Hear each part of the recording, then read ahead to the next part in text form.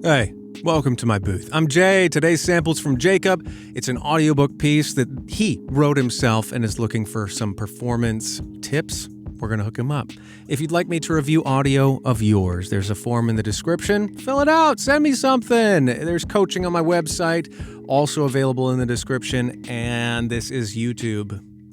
If you like this stuff, you find it helpful, you can click buttons that YouTube has, and it pays it forward, like Haley Joel Osment or someone said. Anyway, let's go. When night fell, the team gathered around the campfire, passing around bowls of hot stew. The mood was lighter than it had been all day. Gwen smiled, talking through a mouthful of stew and ribbing Soren with her elbow. Okay, first things first, downshift in a very significant way.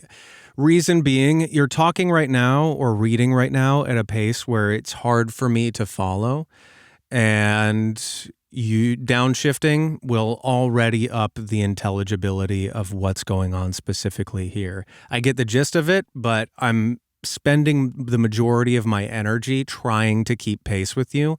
And Audible and stuff, they've got the 1.5x, 2x, where they'll speed up narrators anyway. So on some of the audiobooks I've narrated, they say, listening to Jay at 1.5 times speed was perfect pacing.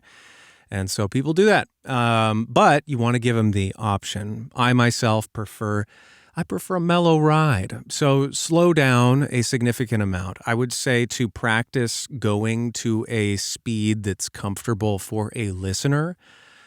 Go to the point or read the story to a pace that is uncomfortably slow to you at first.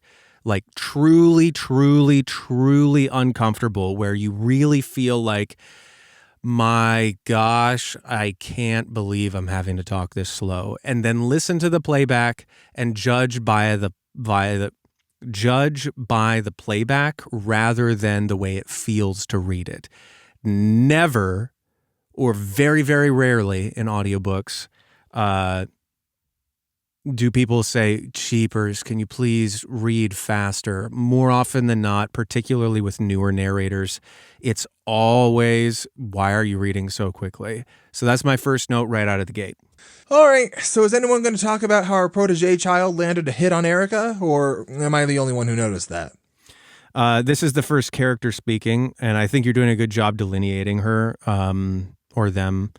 And I just want to hear the lead in. Gwen smiled, talking through a mouthful of stew and ribbing Soren with her elbow. All right, so is anyone going to talk about how our protege child landed a hit on Erica, or am I the only one who noticed that? Yeah, the characterization I think is great. I get a sense of who she is. I get a sense of the roguishness. She seems a little bit like swashbuckly almost. Like, hey, are we going to talk about how this little kid just landed a punch on that one person who we assume is somebody that is difficult to land a hit on?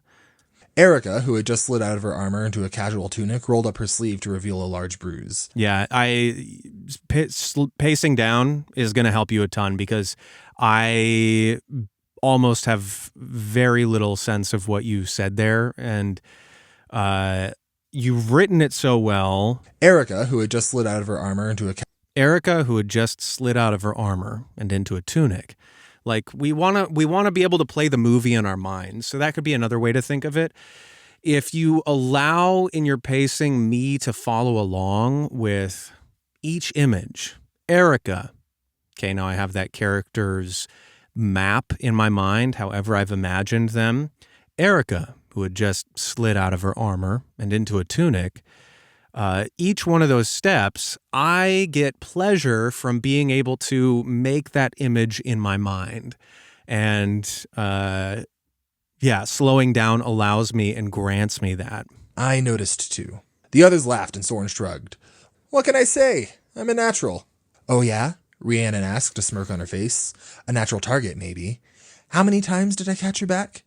Another thing that will help you by slowing down is you have a really good grasp of Your narration is a good example of something I talk about a lot, where characters, because there's like a spectrum of the way narrators choose to do stuff in a way. On one end, you've got folks kind of like me, and I'm not saying I'm like Jim Dale, but like Jim Dale, who did the Harry Potter books, where he has and is good at doing distinct voices for a lot of different characters. And that's something that brings him joy. That's something I like doing in my performances. And so I do that a lot of the time. But on one hand, that's somewhat dictated by the book itself, but also just me as a narrator. Then on the other side of things, there's folks that don't need to, or stories that don't need to have that really broad characterizations.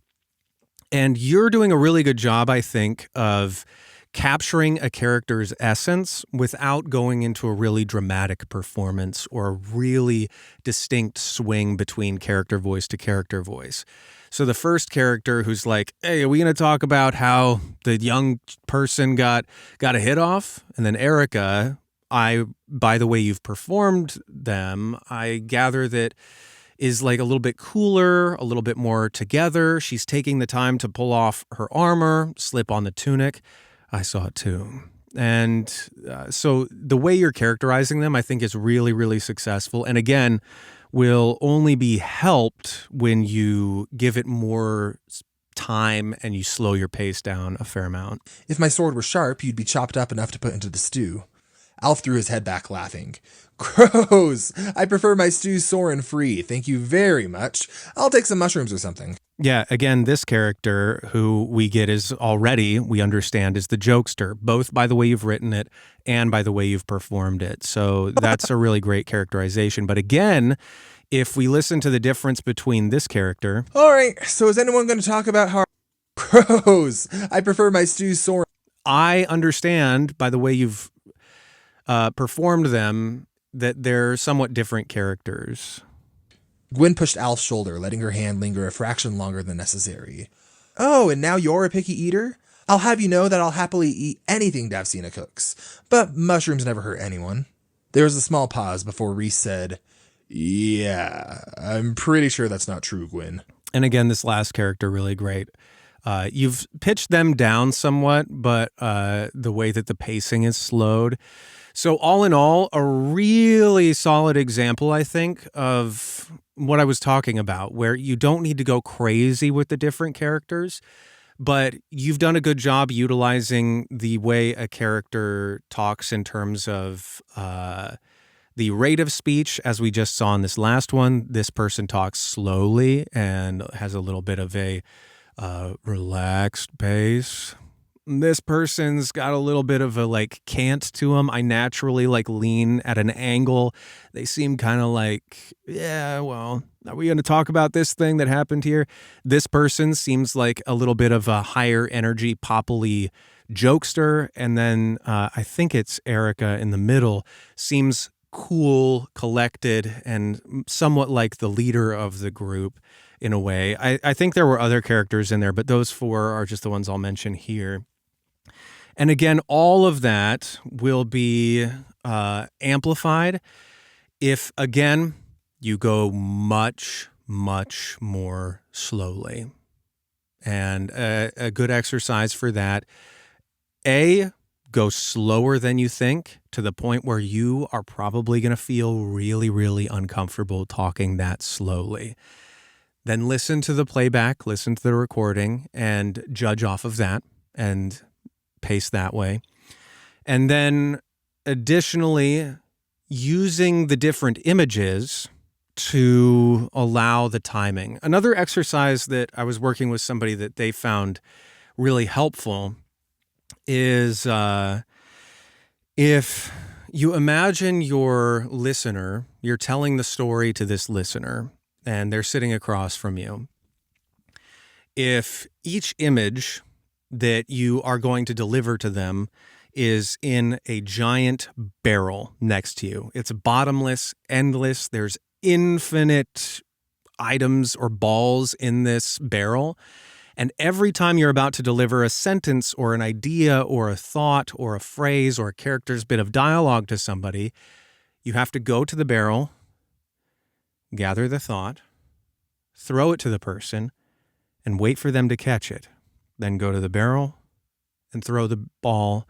And one thing that you can do here is if you throw a ball or a tennis ball to the person, but then you listen back and you say, I'm still moving pretty darn quickly and I can slow down. Play with different types of things to throw. Balloons will be much more slowly. So if I throw a tennis ball and I use this dialogue. When night fell, the team gathered around the campfire, passing around bowls of hot stew.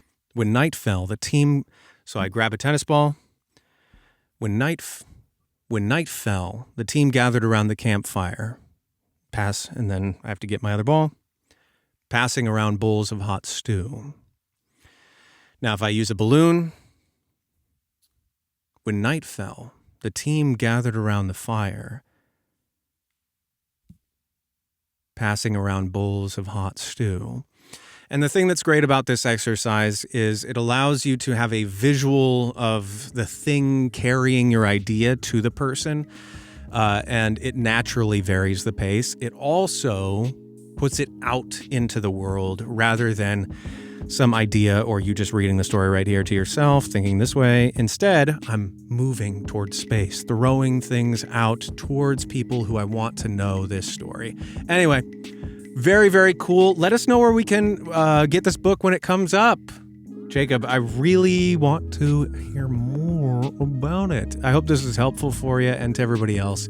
I hope it was helpful for you too. Until the next one of these, be well, everybody, and I'll see you there. Toodles.